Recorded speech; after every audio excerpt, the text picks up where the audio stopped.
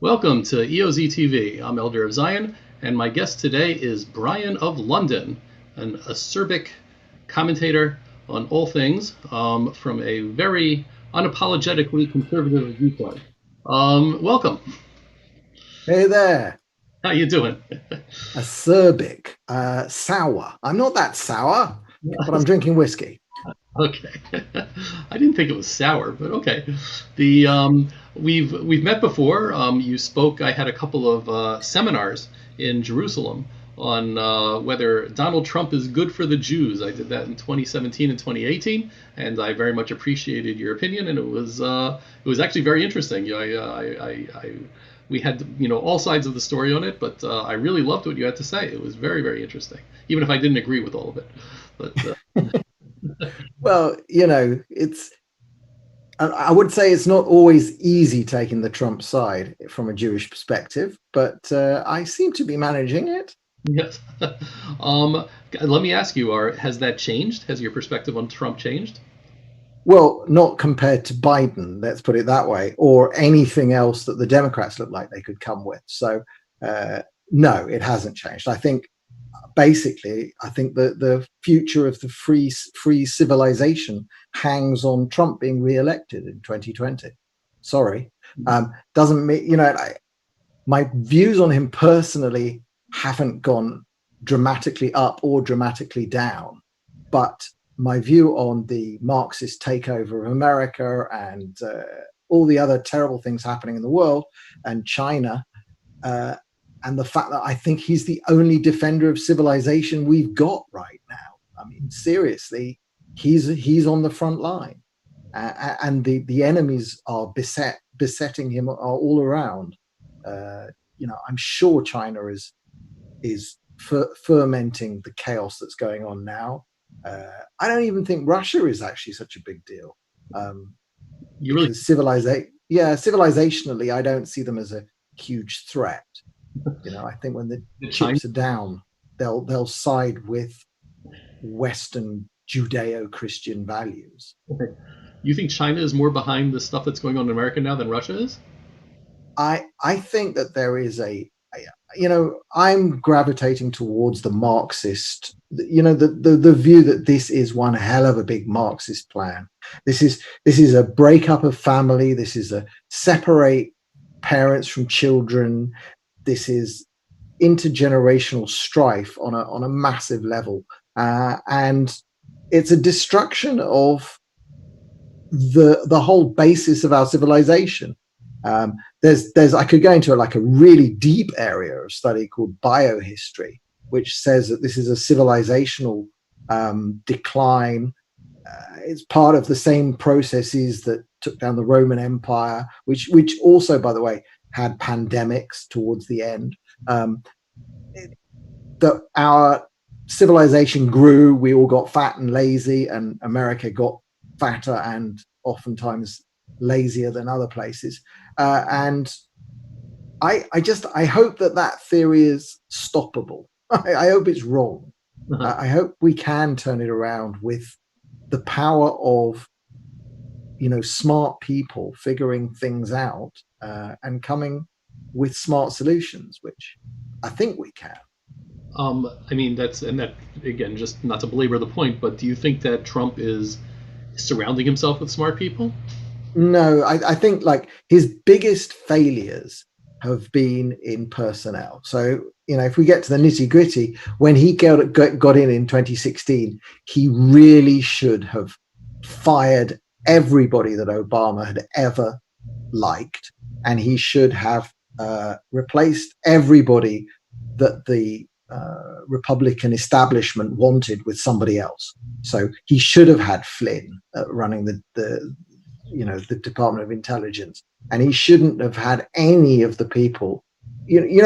What happened that shocked a lot of people who had supported Trump was when he got in, he did not surround himself with MAGA people, with the sort of rabid, most crazy of the right wing MAGA people. Did not get jobs in the administration, and I think that was a huge problem, and that led to Sessions and the recusal and the crazy and basically treasonous and seditious Mueller report, and that, this entire 3.5 year nightmare of having a president being accused of something that's just so outrageous. I mean, there's a Dutch expression. I don't speak Dutch, but I listen to a podcast called the No Agenda Show, and the host there speaks Dutch. And there's a Dutch expression, which I'm not going to try and butcher, but any Dutch people watching will know it. What you say about someone else is what you yourself are. And it's just much better in Dutch. Mhm.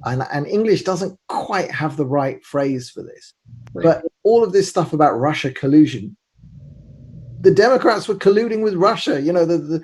Hillary had her famous reset moment with the Russians. Bill Clinton was giving $500,000 speeches in Moscow. They were building technology transfer places in Russia. Mhm. Everything they accused Trump of doing to the max was being done by the Obama, Clinton, Biden crew. And I don't think we've even got anywhere close to what was going on with China at the time, and Ukraine and other smaller places. Well, let's just go back to the what is going on right now in America, both the demonstrations and the riots. My impression is that things have gotten less violent in the past day or two. I'm not sure, but first of all, what's your viewpoint, and what do you think is going to happen? Well, I've been watching America, but I've also been watching England because I have a big affinity for what I call now once Great Britain, because I grew up there. I was born in South Africa, moved to the UK as a baby, spent all of my life, my formative years, growing up there, but never felt I never felt English. I was British because I was an immigrant. I was an immigrant from South Africa. But nevertheless, I have an affinity for the place. So I've just been watching. And today, for the second day running, they've had these monsters roaming around London, basically. And yesterday, they had 27 police people injured. And the BBC said 27 police were wounded in a mostly peaceful demonstration. Yeah. How many does it take before it's not mostly peaceful? And there's this video footage of this poor. What happened was that they had police horses, and one of the police horses was hit by something. They were throwing bicycles at police horses. One of the horses bolted. The rider, who's a woman, slipped sideways, whacked into a traffic light. Actually, flew off the back of the horse, and the horse kept running. In fact, mowed down one protester. On its way back to its stables. The horse bolted straight back to its stables. I used to ride a lot, and if you've ever ridden horses out of a stables, like I've ridden out in London, I've ridden in Hyde Park, and once you turn the corner towards the back to get back to the stables, you have to work hard to not let your horse gallop. Anyway, this horse went back on its own. The policewoman's in hospital. This is crazy. And then today, now, there are pictures of Winston Churchill's statue in Parliament Square, and somebody has spray painted a line through his name and written "is a racist" underneath. Winston Churchill is a racist. I saw that. And they pull down there's a 300-year-old statue of a slave owner in Bristol, very famous. That's been pulled down. I mean, it looks like the crowds in Baghdad pulling down the statue of Saddam Hussein. It's a little bit smaller statue. Anyway, the breakdown of law and order, and the police had to step aside to allow these people to deface Churchill's statue. I mean, there was pictures yesterday. There's a statue of Lincoln also in Parliament Square. They defaced Lincoln's statue. The guy who abolished slavery. I mean, it's like, do you people not have any awareness of who this man is? Yeah. And he's just a white man on a pedestal to you. Yeah, that I didn't hear about. That's amazing. I mean, in America, yeah. I mean, I've watched it. It's terrifying because obviously there's a lot of raw, vicious, just caveman looting going on. Then you've got the Antifa level, who I'm sure are just making Antifa, they are that they take their name from a communist group that grew up in Germany but they were fermented by the hardest elements of the sort of Stalinist communist party, Marxism, total nihilism, total destruction of Western civilization, of everything that's led to these people having their iPhones and having all of their sort of little luxuries and their pumpkin spice lattes. You know, I have such just hatred, actually, real hatred for the ideology that these people espouse. And the fact that it's got mixed up with this Black Lives Matter thing, which I'm sorry, all I see when I see Black Lives Matter is I cannot overlook the vast undertones of anti-Semitism that have run through that movement from its start. Mm-hmm. And when I look around today, all it's doing is it's a destructive, negative force. It's, I like what Candace Owens says about it, because I'm a crazy right winger too. Right. Okay. And and that was like a lot of people were extraordinarily upset over that as well. I mean, I wrote about. I said, I wrote a post that said, Black Lives Matter, but don't support Black Lives Matter. You can't separate the movement from its, it's anti-Israel, it's BDS, it's which is effectively anti-Semitic platform, and which and they moved it somewhere else. I was looking for it. They had moved it to another section, but it's still there. Yeah. Is to me again, and you see kafires that there was that human rights lawyer who was arrested for trying to throw a Molotov cocktail or a Muzzle-tov cocktail, as the voice recognition system obviously screwed up. She's wearing the kafaya. It's like that's their uniform, the kafaya, the Palestinian flags. It's obvious this movement is anti-Israeli and anti-Jewish with it, because they've been sold this lie of colonialism, of the supremacy of the Palestinian right to Israel based on their false indigenous claims, which I guess is a segue into other things. We can get to that, but I'm just saying. I mean, also, and I'm not sure if this sort of thing is happening in in England or in Europe, but there's also this. They're trying to use that deadly exchange stupidity, saying that because Israel has trained some American cops, therefore Israel is I mean, for anything they do. It's like not that America has any kind of multi-hundred-year history of lynching black men and hanging. I mean, I think there are people in America who have worked out how to brutally oppress black people since before Israel existed. I'm sorry. I mean, I know that to be true. What I don't believe is that I firmly don't believe that America is any longer institutionally racist. I don't believe that it's law systems that I believe that there are bad judges, bad cops. These happen everywhere. They happen here in Israel. They happen in England. I mean, my friend has been persecuted to the ends of the earth by the British legal system, but he's white. But the persecution is real. I think that there are people who do not apply laws equitably, and that is horrific. But I don't think that there is an institutional bias anymore. And at some point, you have to turn around and say, what is responsible? Who's responsible for my position in life? And mostly, it's you. Mostly, you have to take responsibility for your own lives. Now, not everybody lands with the same benefits and stuff, but I cannot get anywhere near this whole intersectional privilege nonsense. Once you put that into the head of people, once you fill their heads with this belief that they can only achieve so much because they're going to be held back because other people are privileged, it's toxic. And that's what's happened to this entire vast swathes of America who've been told they're inferior and believe that they're inferior. And that's just horrible. America's the whole, under Obama, this podcast, No Agenda, one of the things they spotted was a change, and I saw this too. The American dream. What's the American dream? The American dream is that anybody can land on those shores and become stinking rich and eventually be the president Yes. or whatever they want. That was the American dream. No, under Obama, you can go back, you can find Obama saying the American dream is just living a decent life, getting by, sending your kids to college. That's not the American dream. That's not the dream. The dream is to get filthy rich and do whatever you want. Sure.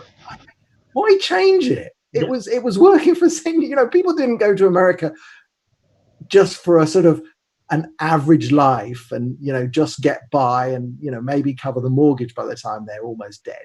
No, that's not the dream. Mm-hmm. Oh, No, really annoys me. You're making an excellent point. That I mean, two excellent points. One about personal responsibility, and the other one, as you said, that that's the whole point. Is anybody can. It doesn't matter where they come from, what country they came from, what color they are. That anyone in America can become a success, and many have. There's certainly no shortage of people that have of different colored skin or coming from different places that have managed to become hugely successful in America. And if that's true, so is it in spite of what they call structural racism, or is it that well, I mean, look, Jews have had quotas on their positions in the top universities until pretty recently. Mm-hmm. And the quotas were put in place to stop more Jews getting in. And they've done the same thing to what you call Asians, what we would call in Britain East Asians, I guess, because they're too good at maths. So, they get all the places. So they try and skew it. Every time you introduce this kind of nonsense, look, I don't want to get into the whole alt-right nonsense about why Jews are overly successful, but we are, especially at academic pursuits. I like the theory that we're just driven to put into our kids a deep respect for learning and for bettering ourselves. That's just what we do. We've done it for centuries, millennia even. Mm-hmm.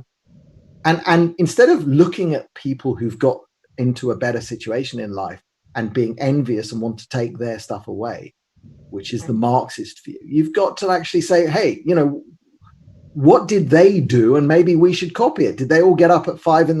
and go have a prayer together? And perhaps that's good for success. Maybe we should copy that rather than just lying in bed and moaning that the Jews are running all the banks. I mean, that was one of the things I had tweeted, in which because it's just so astounding that especially Black Lives Matter explicitly wants to align itself with the Palestinian cause. And I had a two-part tweet, one in which I said, aligning yourself with Palestinians is really a bad idea because they don't care about you, and all they really want is to hijack your cause. And secondly, if you're looking for a role model for people that literally came out of slavery and came out of genocide and managed to make themselves out of something, you could do much better than Israelis.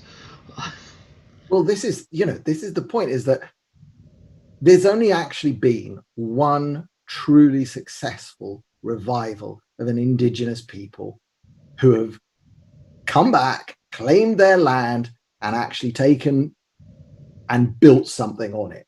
And that's Jews. And if you're an indigenous person and you've bought into the lies that the Palestinians, that Arabs from all over the Middle East, who mostly have families that came here at the end of the 1800s, early 1900s, and we can see that from all their names, because you've done it a million times. You look at all their names, they come from Egypt, from Jordan, from Syria, from further afield, even Yemen and so forth.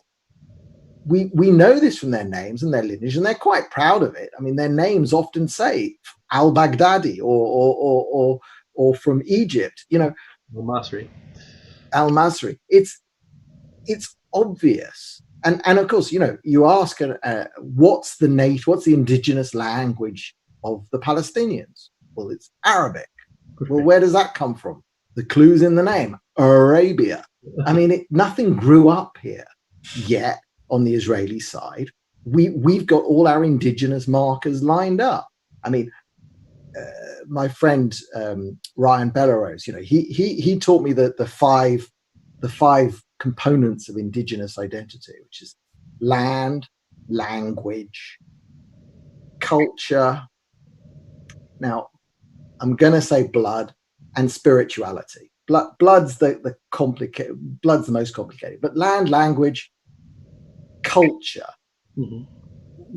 everything we do is centered around Israel. When you're not in Israel, your prayers are different from the prayers that we have here. They change. Even the little dreidel we spin at Hanukkah, you Yeah. know, uh, Nes Gadol Haya Sham. When you're outside Israel, it's got a shin. Right. When you're inside Israel, it says Nes Gadol Haya Po. There was a great miracle that happened there or here. It's like we have to actually change this stuff when Hmm. we came back, Yes. because this place means something to us. Everything happened here. And no other, Christianity can say that, because Christianity is obviously built on a Jewish framework. But all of Islam's methods of adopting Israel are, recent and fairly basic. I mean, basically they conquered, occupied, built their temple on top of our temple, and called it theirs, and then said history starts when we say it starts. And yeah, it was colonialism. The things that they accused the Jews of doing, that we know there nobody talks about Arab colonialism and Arab spread of their culture throughout the Middle East, which is pure colonialism. The legacy of Islamic imperialism. I think Ephraim Karsh's book, and there's another book out that's fantastic on it. But yes, I mean, that's Islam was spread by the sword. It took over the whole of the Middle East, spread across North Africa, spread into India, massive battles in India, took over, Pakistan and Bangladesh exist as Muslim countries today because of the conquests all the way out to Afghanistan. This was imperialism. It was at one time as big or bigger than the British Empire, but it was an empire, and it was culturally oppressive. So whenever it took over an area, it almost always tried to crush the indigenous culture, and most indigenous cultures were crushed and eliminated. I mean, the Copts are clinging on for dear life in Egypt. There's some remnants of some indigenous cultures across North Africa, but they're very, very suppressed. Yemen, the Jews of Yemen, who have all basically left, the Jews of Yemen were in Yemen 1,000 years before Islam. Sure. There's no way that Yemeni Judaism wasn't indigenous. It had components of itself that grew up for millennia in Yemen, but yet it's all gone. It's come back to it's come into Israel. Sure. The Yemeni community here keeps some of the traditions alive, Hmm. but in some respects, we'll lose some of the diversity of Judaism because of ingathering in this way. But I think overall it's better that we're here. So I mean, so you label yourself as an indigenous rights activist, and again, Yeah. I believe it's accurate as far as Jews are concerned. What do you say about indigenous rights of Native Americans or Australian Aborigines or anything like that? Well, there are two. I call myself an indigenous rights activist for Israel, and mostly as a troll against the far left. Okay. It's I've also got my pronouns in my bio, which I think are doctor and sir, Yeah. both of which are correct. I'm a doctor of physics, and I'm a knight of the round table of the No Agenda show, because I'm an executive producer there. So, but it's obviously a piss take. The what the problem that the indigenous peoples of Australia or North America have is that what has taken over their land today is so phenomenally successful and productive, and it might not always be good for them, but it's very, very hard from their position to displace that. I don't even think that's reasonable or proper. Now, if they take there are two paths they can go down, and Ryan Bellerose is a good person to talk to on this from Canada. You can take down I want to be a welfare dependent sponger for the rest of my life path. And unfortunately, that has happened in certain cases, and that's negative. Or you can build your civilization and build your cult, keep your culture going under harsh circumstances, and that's what some do, and I admire that greatly. I think that the possibilities of like replacing America with a indigenous American culture, it just doesn't happen. Judaism is kind of unique in a world structure because we are the genesis of Western civilization. No matter how much the left wants to put it out of the way, and you know, the Americans, you know, there are atheistic Americans who think that their country was not founded by God-fearing men. It was founded by people who had the Hebrew Bible Sure. burned into them. They had the Christian Bible as well, but the Hebrew Bible meant a huge deal to them. You know, 10 Commandments are the foundation of America. Mhm. They're the basis of American law. It's quite obvious. You know, Right. you can't separate church and state in terms of the foundations of America. Now you can say that the government shouldn't have a overbearing say in how you pray, which, you know, as far as I can see, has gone out of the window during COVID. You know, there's been huge tensions over how you pray, but that's what makes Judaism and the Israeli revival of a Jewish culture in Israel so unique. We had, I think, the seeds to fit within a modern world and a modern structure. We also had a we do continually evolve Judaism. You know, we're not doing the same Judaism that we were in temple times. And we know why, and we mostly all accept that. I mean, yes, some people would like to rebuild the third temple and change stuff, but that's not sort of the mainstream thrust. And we're quite happy with not stoning adulterers. And there's no, you know, correct me if I'm wrong, I don't think that there's a strong movement anywhere that says we should go back to stoning adulterers. I haven't heard of that. No, me either. So we are an evolutionary. We understand and we know how to evolve Judaism, and we've evolved Judaism into a state where it can both be a religion, be a culture, and assume the mantle of a modern nation amongst all the other nations. And I like the tensions that we have here. Israel's the correct place where we should argue over whether somebody should work to fix the railways at the weekend. You know, it's appropriate that we have that debate here, or whether the shops should open on Shabbat.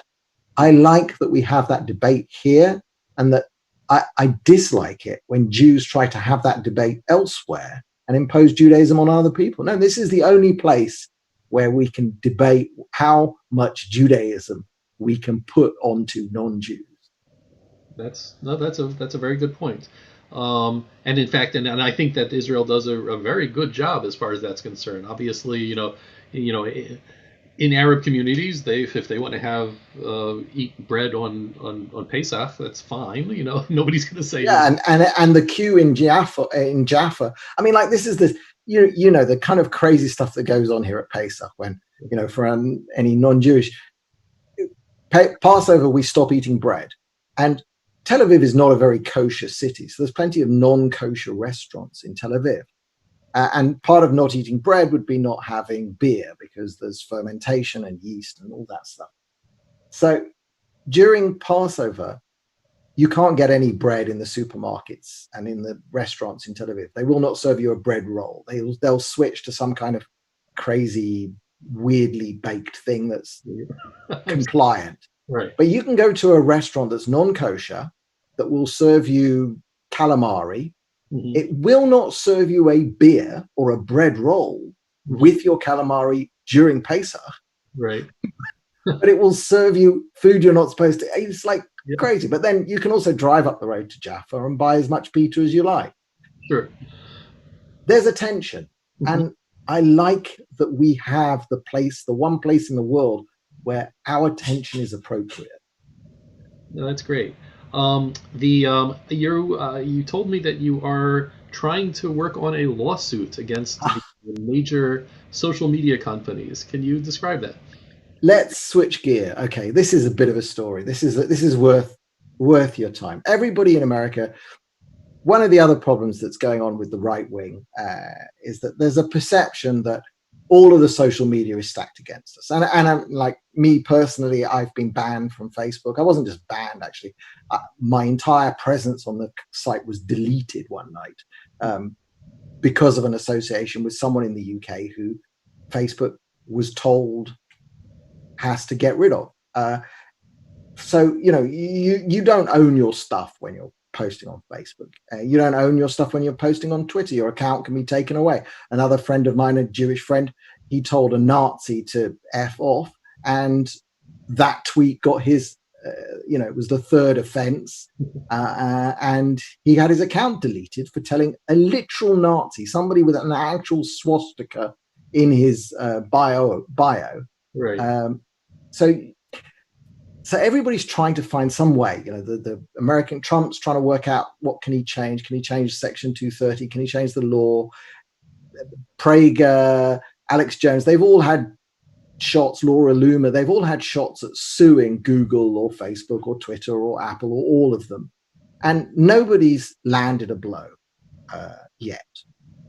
Nobody's landed a significant legal blow, because essentially these companies are private companies, so they're not constrained by the First Amendment, but they've even got an extra protection saying that they can't be held responsible for what users post on them.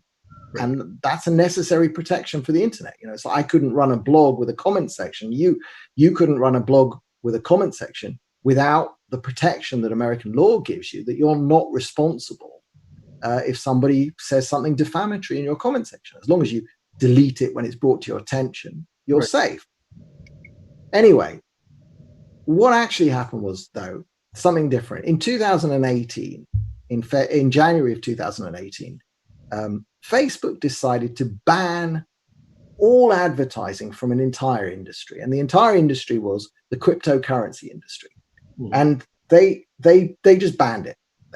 They put in their terms and conditions an example of an advert you couldn't run. It was sort of, click here to learn more about a cryptocurrency that allows you to send money instantly and cheaply to anyone in the world.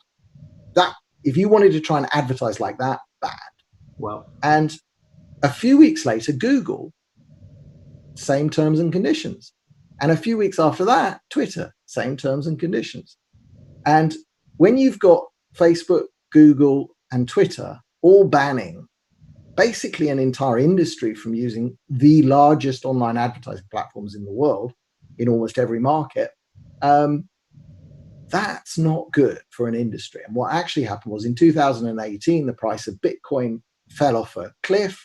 In fact, it dropped within days of the first Facebook ban, and it dropped further when Google banned it, and it dropped further when Twitter banned it. Right. And the graphs are quite dramatic. And the thing is, America doesn't really have the right laws for this, but Australia does. And my friend is an Australian lawyer, and he noticed this, and he was working in crypto at the time. He was making some money doing mining of cryptocurrencies, and he was involved with some businesses, some startups that were, trying to get off the ground. And what most people don't understand is that Bitcoin is the thing you've heard of. It's the money. But behind that and underneath it are a lot of technologies that could one day replace Facebook. I use, for example, a social network called Hive. I get paid for my posts, and nobody can take my posts down. I have the keys to the account. It's like there's a power to it. It's decentralized. It's not controlled by a central authority called Mark Zuckerberg. Sure. And these technologies were set back dramatically when they banned all advertising.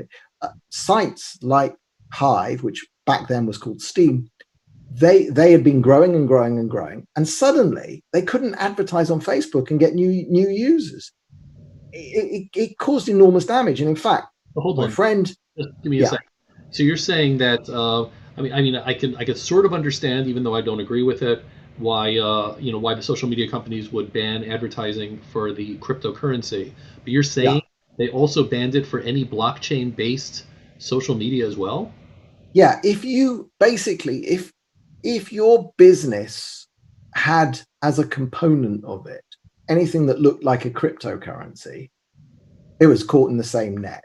So maybe you'd get a few adverts, but eventually they'd do a review and then your account would be blocked. then you'd Well, no let me longer be able to interrupt this advertise. one. Was Hive also a cryptocurrency besides being a? Yes, Hive is based on a blockchain. When you write something, it gets written into a blockchain and you get rewarded with a currency called Hive. And I can change that into actual real dollars or real Bitcoin. Okay, Um, that's so an operating blockchain from cryptocurrency, but you're saying that's part of that. I got it. Okay.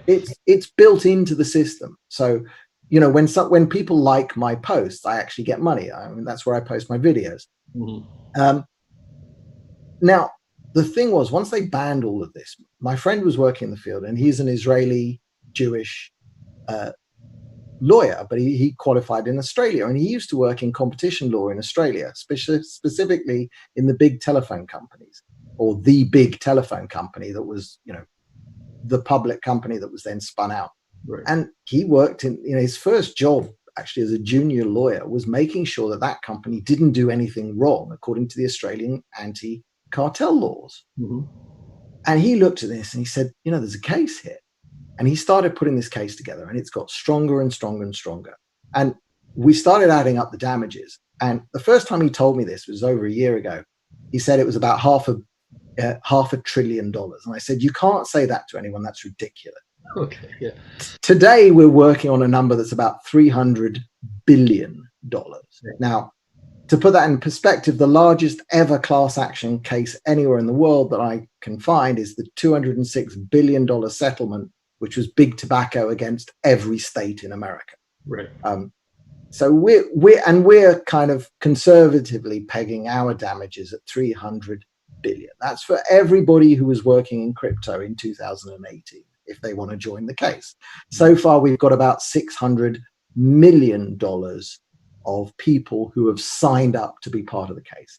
And we're going through legal reviews, very, very high levels with QCs in Australia.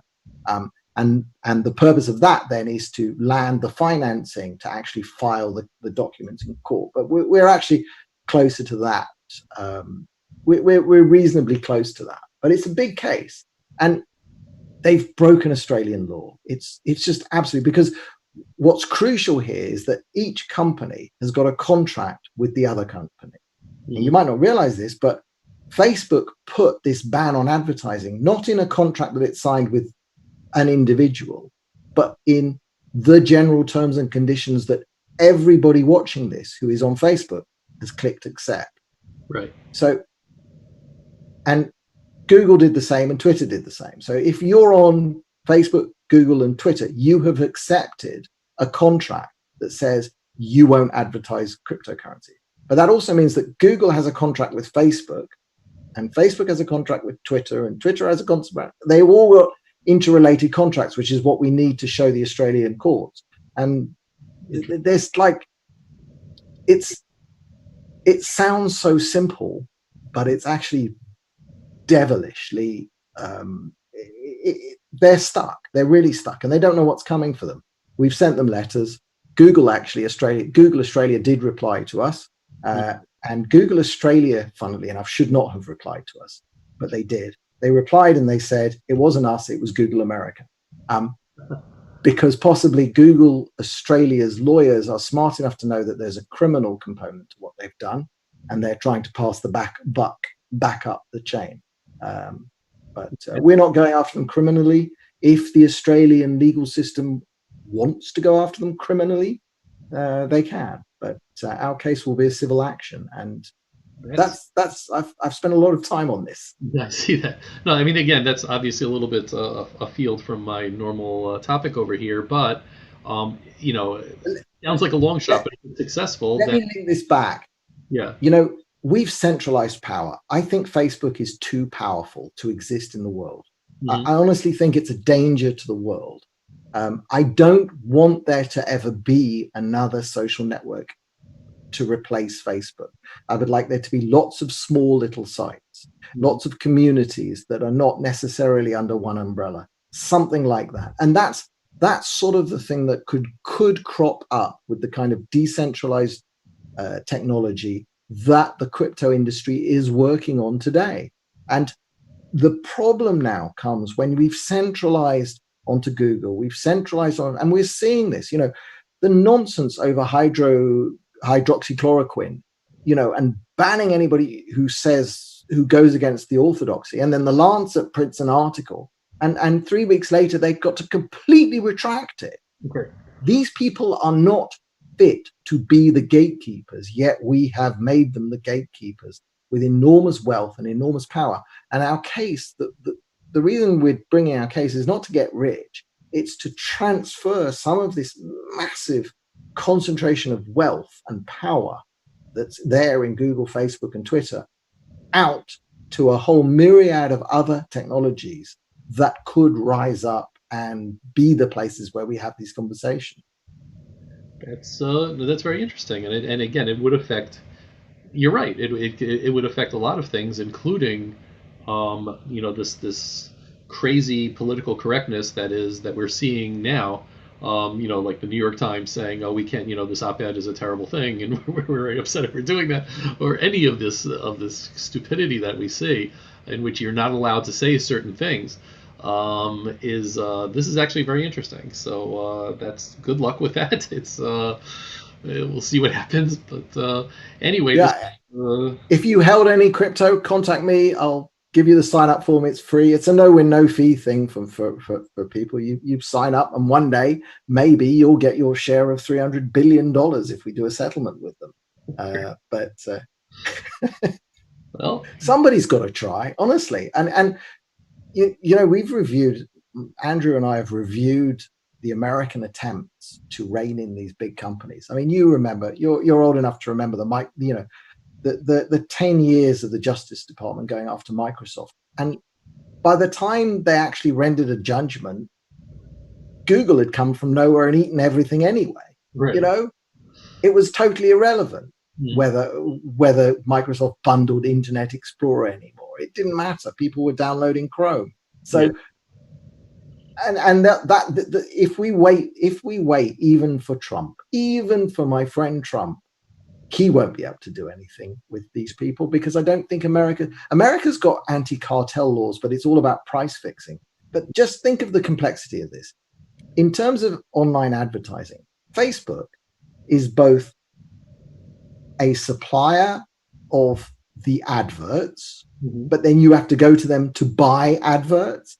And then if you run a website, you'll maybe contract to take Facebook's adverts and put them on your website, Right. but not if you're using Google adverts, because they don't like living with each other. Right. So,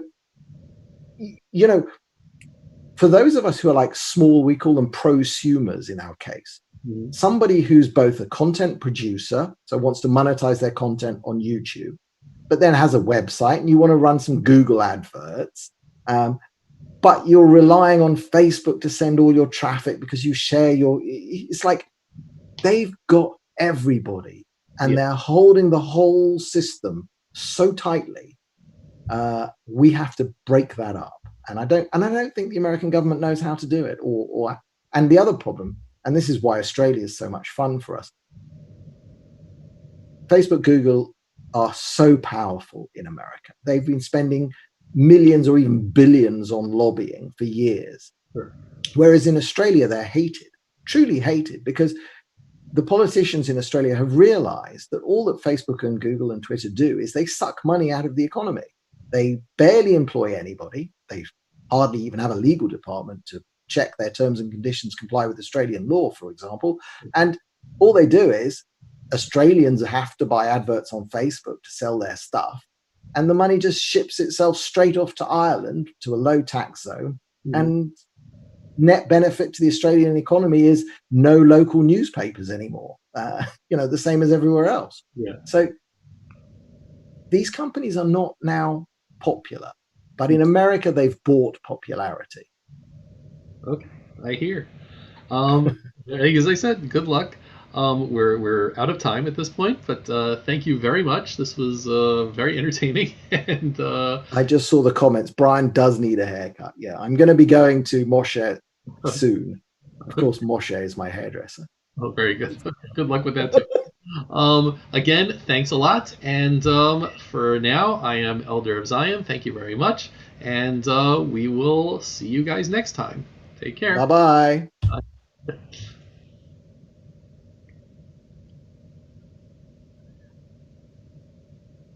Okay.